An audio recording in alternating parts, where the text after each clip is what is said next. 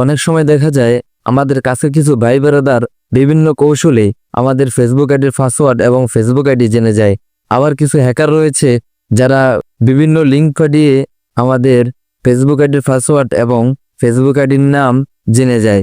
এর মাধ্যমে তারা আমাদেরকে ব্ল্যাকমেল করার চেষ্টা করে। যদি আপনি চান খুব সহজে দেখতে পারবেন আপনার ফেসবুক আইডি কে কে চালাচ্ছে। যদি আপনি চান তাদেরকে লগ আউট করতে, তাহলে খুব সহজেই তাদেরকে লগ আউট করতে পারবেন। তো বন্ধুরা, চলুন কথা না বাড়িয়ে মূল কাজে ফিরে যাওয়া যাক।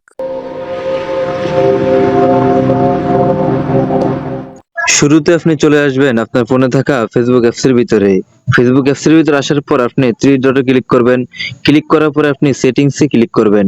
সেটিংসে ক্লিক করার পরে আপনি উপরে দেখতে পারবেন পার্সোনাল ডিটেলসে আপনি ক্লিক করবেন।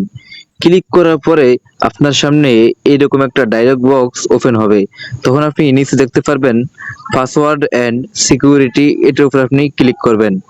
ক্লিক করার পরে আপনি নিচে দেখতে পারবেন হুইয়ার ইউর লগড ইন, এইটার উপরে আপনি ক্লিক করবেন।